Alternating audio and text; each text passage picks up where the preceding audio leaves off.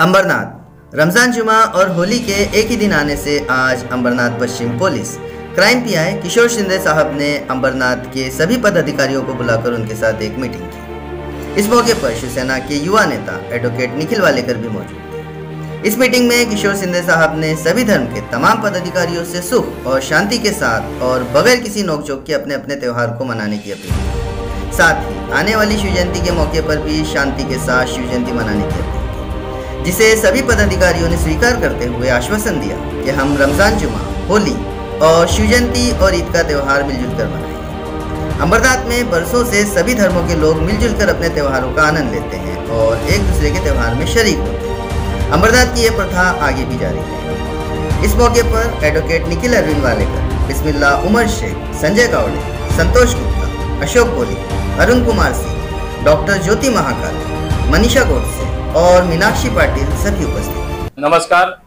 आज अंबरनाथ पोलीस ठाणे या ठिकाणी होळी, शिवजयंती व येणारा आज जो मुस्लिम धर्मियांचा सण चालू आहे, त्यांनी जे रोजे ठेवले आहेत त्या अनुषंगाने अंबरनाथ पोलीस स्टेशनमध्ये मीटिंग झालेली आहे। सदर मीटिंगमध्ये आम्ही सर्व जनतेला त्यांचे प्रतिनिधी यांना आवाहन केले आहे की ज्या दिवशी होळी आहे त्या दिवशी लोकांनी आपापला सण शांततेत साजरा करायचा आहे। कुठेही रासायनिक रंगाचा वापर त्यांनी करू नये। जे नैसर्गिक रंग आहेत त्याचा वापर करावा। तसेच या चांगल्या सणाच्या दिवशी कुठेही मद्याचे व्यसन करून लोकांना व इतरांना व स्वतःच्या जीवाला कोणी त्रास करू नये।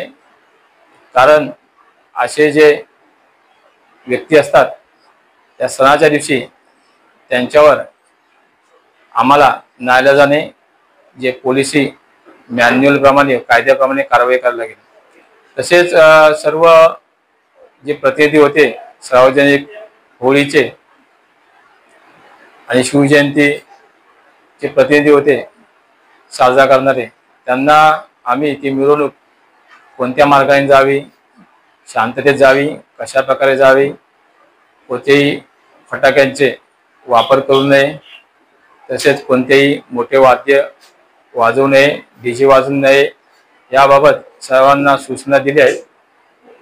सर्व आलेल्या प्रतिनिधींनी आम्हाला जे माननीय पोलीस आयुक्त यांचे जे आम्हाला सर्क्युलर प्राप्त झाले त्याप्रमाणे ते योग्य काळजी घेतील याबद्दल आम्हाला आश्वासन दिले आहेत आणि त्याबाबत मी त्या सर्वांचे आभार मानतो। तसेच अंबरनाथकरांना व या आमच्या हद्दीमध्ये राहणारे जेवढे शांतप्रिय नागरिक आहेत त्यांना आम्ही होळीच्या, शिवजयंतीच्या, रंगपंचमीच्या मी सगळ्यांना हार्दिक शुभेच्छा देतो।